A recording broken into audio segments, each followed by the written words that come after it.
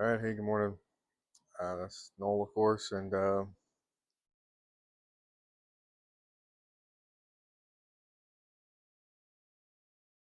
welcome to another day. Uh, it's pretty cold today. I think it was like 1 for the temperature, and then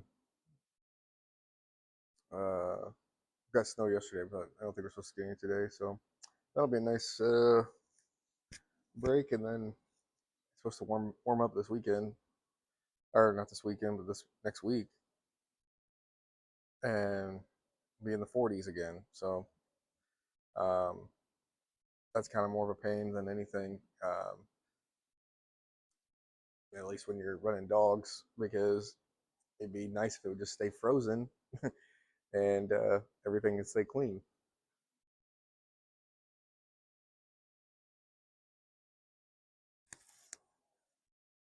But what are you gonna do? All right, I'm reading John 6 today, so I'm gonna try and focus my eyes here and jump into that. And yeah, so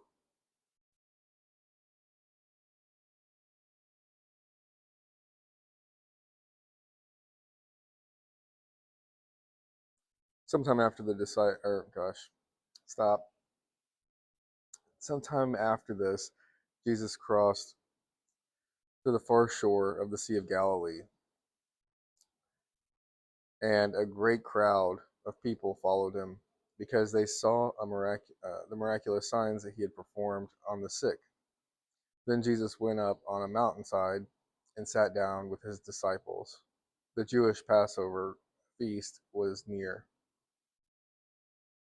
When Jesus looked up and saw a great crowd coming toward him, he said to Philip, "Where shall we buy bread? For these people need to eat."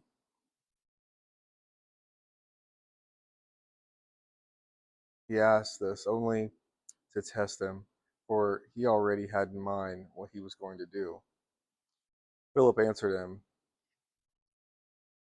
8 months' wages would not buy enough bread for each one to have a bite.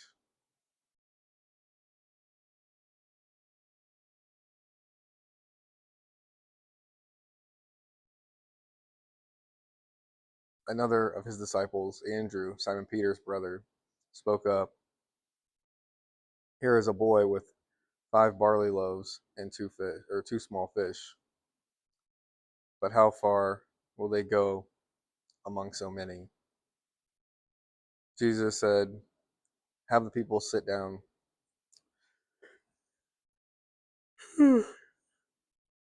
Sorry, I'm still waking up. Um, Jesus said, "Have the people sit down." There was plenty of grass in that place, and the men sat down, about 5,000 of them.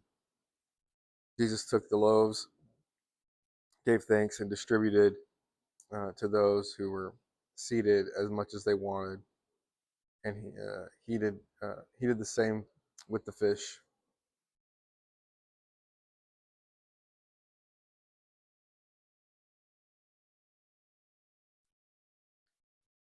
When they had enough to eat, he said to his disciples, "Gather the pieces that are left over.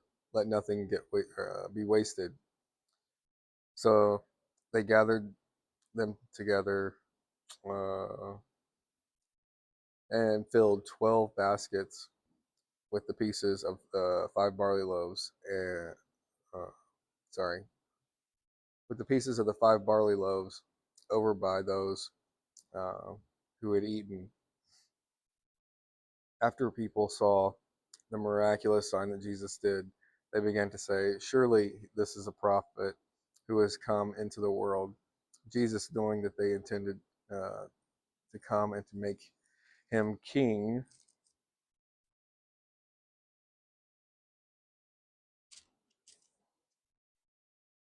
by force, withdrew again to a mountain by himself.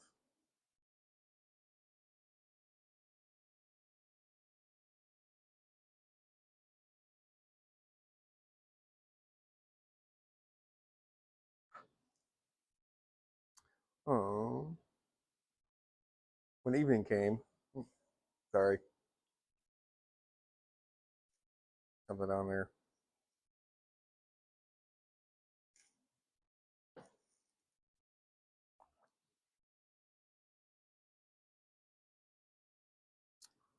When evening came, his disciples went down to the lake where they got into a boat and set off across the lake for Capernaum.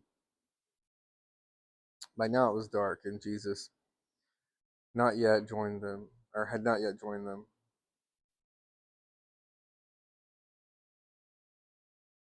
A strong wind was blowing,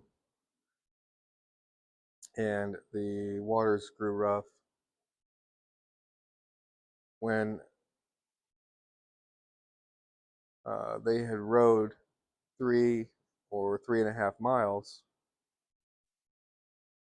they saw Jesus approaching the boat, walking on water, and they were terrified. But he said to them, "It is I, don't be afraid." Then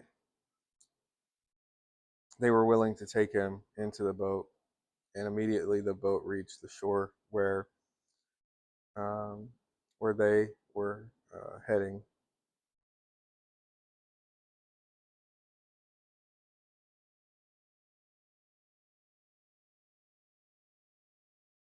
The next day, the crowd that had stayed on the opposite shore of the lake realized that only one boat had been there, and Jesus had not entered it with his disciples, but they had gone away all alone. Then some boats from Tiberias landed near the place where the people had eaten the bread after the Lord had given thanks. Once the crowd realized that neither Jesus nor his disciples were there, they got into these boats and went to Capernaum in search of Jesus.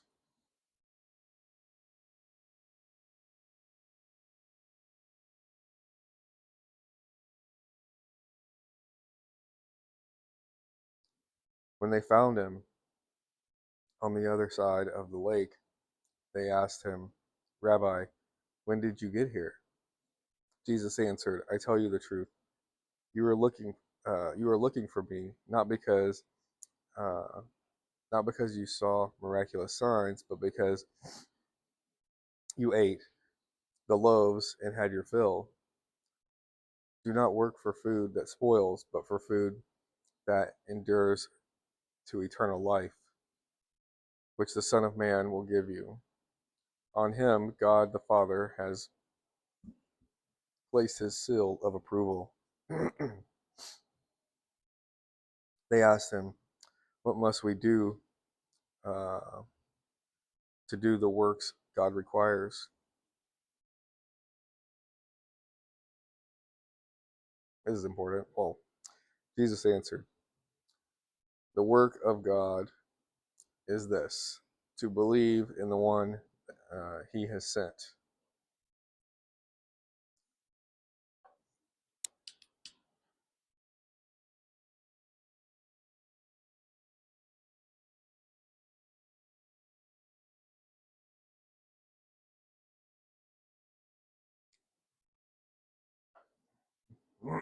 That sounds like completely unlike you know, the rules of all this of the legalists and Pharisees.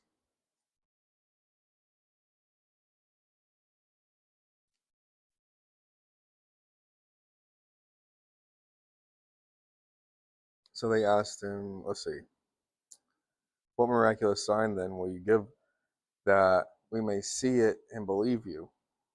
What will you do? Our forefathers ate the manna in the desert, as it is written, he gave them bread from heaven to eat." Jesus said to them, "I tell you the truth. It is not Moses who has given you the bread from heaven. But it is my Father who gives you the true bread from heaven. For the bread of God, sorry, Um, for the bread of God is he who comes down from heaven and gives life to the world.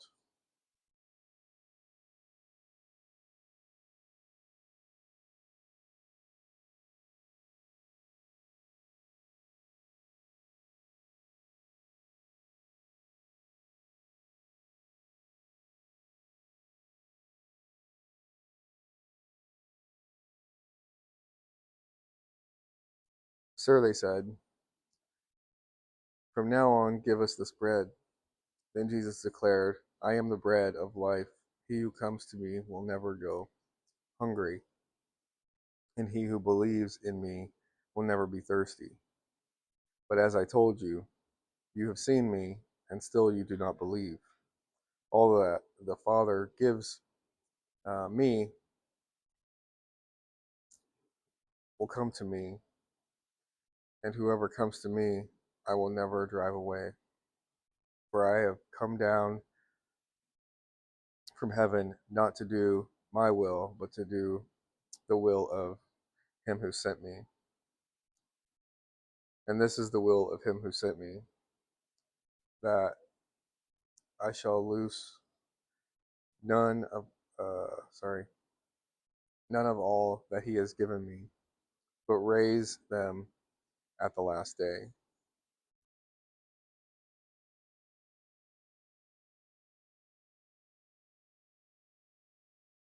For my Father's will is that everyone who looks at to the Son believes in him shall have eternal life, and I will raise him up at the last day.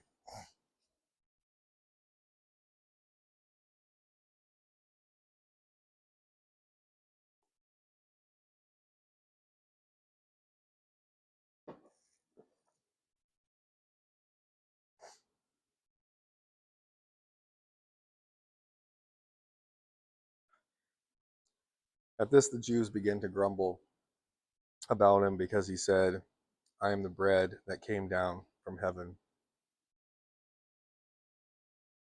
They said, is this not the son of Joseph, whose father and mother we know? How can he now say, I came down from heaven? Stop grumbling among yourselves, Jesus answered. No one can come to me unless the Father who sent me draws him, and I will raise him up at the last day. It is written in the prophets, they will all be taught by God. Everyone who listens to the Father and learns from him comes to me. No one, no one has seen the Father except the one who is from God. Only he has seen the Father.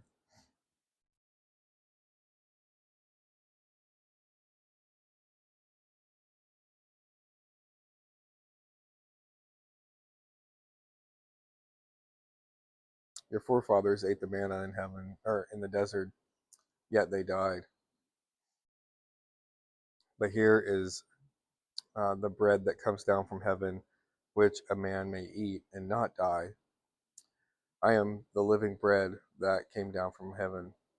If anyone eats of this bread, he will live forever. This bread is my flesh, which I will give for the life of the world. Then the Jews began to argue sharply among themselves. How can this man give us his flesh to eat? Jesus said to them, I tell you the truth. Unless you eat the flesh of the Son of Man and drink his blood, you have no life in you. Whoever eats my flesh and drinks my blood has eternal life, and I will raise him up at the last day. For my flesh is real food, and my blood is real drink. Whoever eats my flesh and drinks my blood remains in me, and I in him. Just as the living Father sent me, I live because of the Father, so that the one who feeds on me will live because of me. This is, oh man, this is the bread that came down from heaven. Your forefathers ate manna and died, but he who feeds on this bread will live forever. He said, he said this while teaching in the synagogue in Capernaum.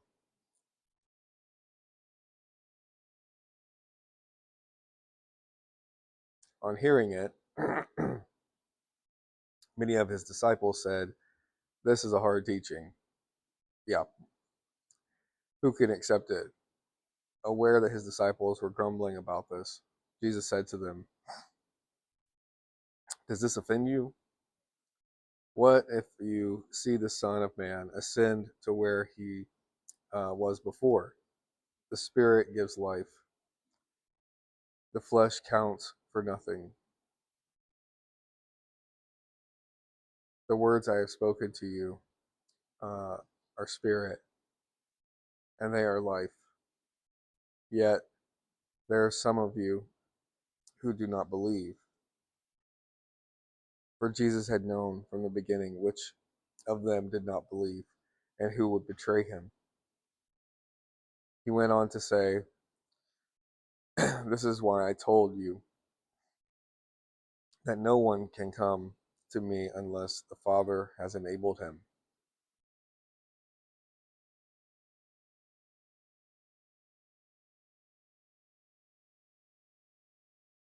From this time, many of his disciples turned back and no longer followed him. You do not want, you do not want to leave too, do you? Jesus asked the 12. Simon Peter answered, "Lord, to whom shall we go?" Or yeah, to whom shall we go? You have the words of eternal life. We believe and know that you are the Holy One of God. Then Jesus replied, I have not chosen you, the 12, or have I not chosen you, the 12? Yet one of you is a devil. He meant Judas, the son of Simon Iscariot, who, though one of the 12, was later to betray him. Whew.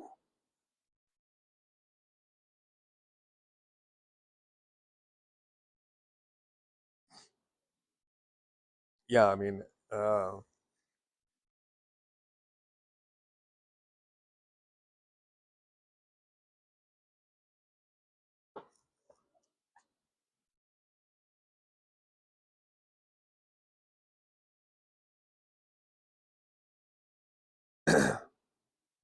I mean, it's kind of understandable from a human perspective, maybe that some turned back at this point because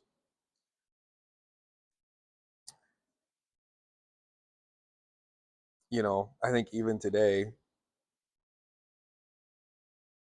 it would be really hard for most of us to uh, follow the leader,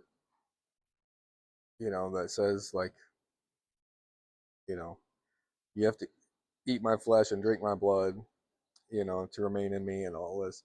Like, uh, you know, now we have an idea of what he's talking about, but these people didn't. They didn't have any idea what was coming.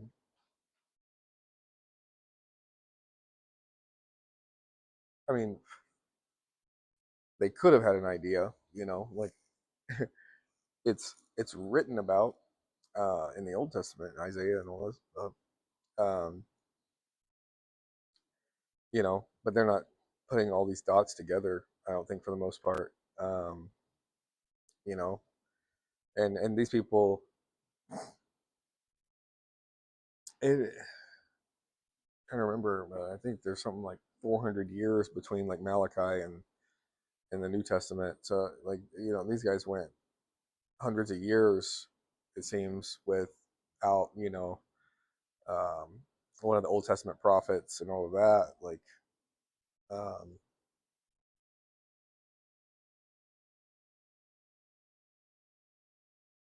so I think that's just like you know their best guess as to what Jesus is.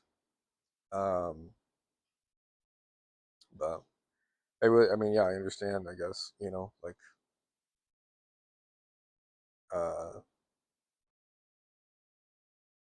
if somebody was like, you have to eat my flesh and drink my blood to, have eternal life here. And without any further context, you're going to be like, nope, you know, uh, yeah, yeah,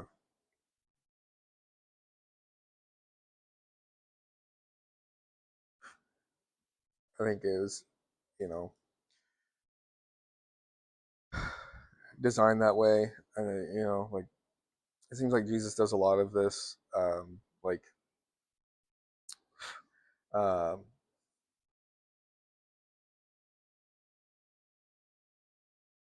because to follow him, we have to overcome a lot of our own thoughts and um, beliefs and selfishness and pride and all this. And, like you have to believe in him more than what your own self is telling you and your own logic and you know what I mean? Like you could sit back and say, like, hang on, he just fed like all of us, with this, little bit of bread and fish,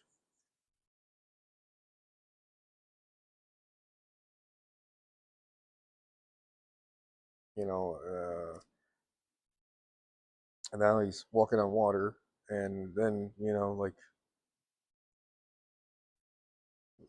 if you want to inherit eternal life, you have to, eat my flesh and drink my blood. And like, I don't know. I think you could also use a little bit of logic to think like maybe he's not meaning literally. Maybe he's meaning, like figuratively, or maybe symbolically, or metaphorically, or, like some way other than just like literally. But,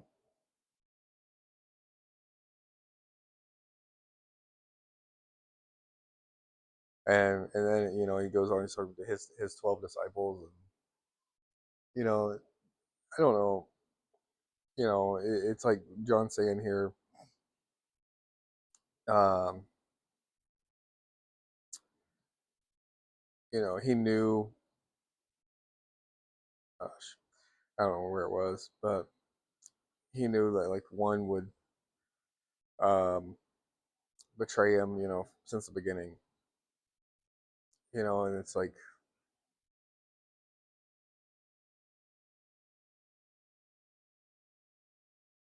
I don't know, it would be hard to pick that one. You know what I mean? Like you're you're calling your disciples, and you're, like, oh, let's get Judas. And then it's like, but he is gonna betray me, like, do I really want to make that choice, like, kind of thing. And I don't know. I have no idea how it actually went down, or Jesus's thoughts behind it, or anything. Um, it's just like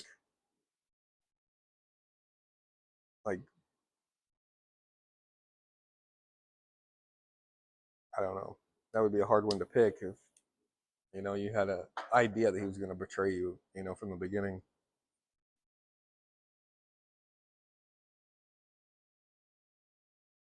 I don't know. And I mean, that's just like there's, you know, as smart as people are, as smart as people can talk and all that kind of stuff, and as smart as people think that they are, I, firmly believe that like this is you know, this is a very limited, plain version of God and everything that's capable, like just enough for uh, us to have like some understanding of Him.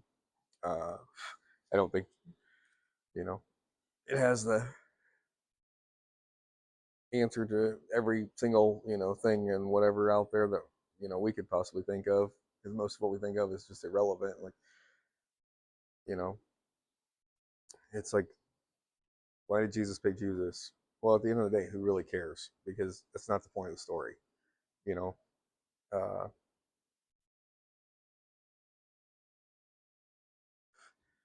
at the end of the day, like, you know,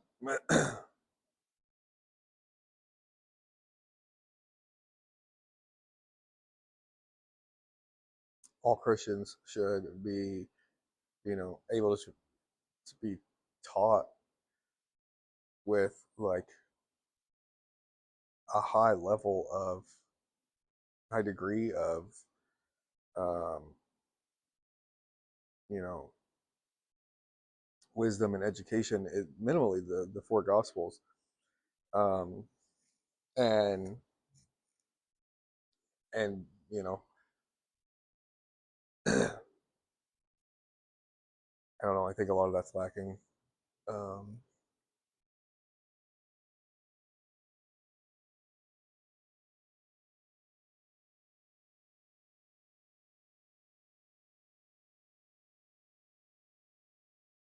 anyway, yeah, it's pretty good stuff. I really enjoy it.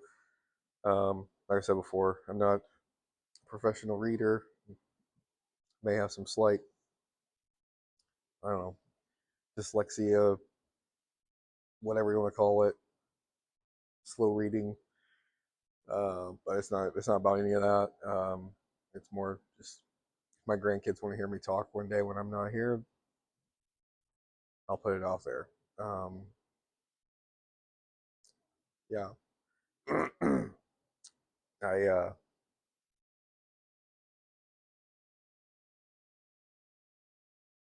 yeah, really wish I could have the same thing from my grandfathers. Um, yeah, and sometimes that part's too late, uh, or not possible. Uh, but I don't know. And it's also, I think, it's a different experience reading the Bible out loud. Um, so I think that's about it for today. Um, yeah, it's Sunday, so got to get ready to go to church and get a car warmed up. um, and yeah, so you guys have a great day, and yeah, I will be back soon. All right, bye.